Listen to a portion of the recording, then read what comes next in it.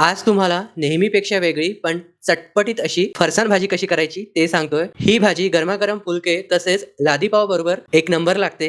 तर त्यासाठी एका पॅन मध्ये 2 मोठे चमचे तेल गरम करून त्यामध्ये अर्धा चमचा मोहरी, अर्धा चमचा जिरे, किंचित हिंग, आवडीनुसार हिरव्या मिरच्या आणि एक मोठा बारीक चिरलेला कांदा घालून थोडा वेळ परतून घ्यायचा आहे। त्यानंतर यामध्ये कढीपत्त्याचे पानं घालून झाकण ठेवून कांदा मऊसूत शिजतपर्यंत शिजवून घ्यायचा आहे। कांदा चांगल्यापैकी शिजला की यामध्ये एक छोटा टोमॅटो बारीक चिरून घालायचा आहे। थोडा वेळ परतल्यानंतर यामध्ये चवीनुसार मीठ, पाव चमचा हळद, अर्धा चमचा धणेपूड आणि 1 चमचा लाल तिखट घालून हे थोडा वेळ परतून घ्यायचं आणि त्यानंतर पुन्हा यावर झाकण ठेवून टोमॅटो सॉफ्ट होतपर्यंत आपल्याला शिजवून घ्यायचं आहे। कांदा व टोमॅटो मऊसूत शिजले व याला तेल सुटायला लागलं की यामध्ये किंचित साखर घातलेली आहे, ऑप्शनल आहे, आणि 1 कप फरसाण घातलेला आहे। तुमच्याकडे जेही फरसाण असेल ते तुम्ही ते वापरू शकता, पण मिसळपाव सोबत जे फरसाण आपण वापरतो त्याची भाजी उत्तम होते। फरसाण घातल्यावर भाजी थोडा वेळ परतून घ्यायची, त्यानंतर वरतून बारीक चिरलेली हिरवी कोथिंबीर घालून गॅस बंद करून गरमागरम तुम्ही ही भाजी सर्व करू शकता।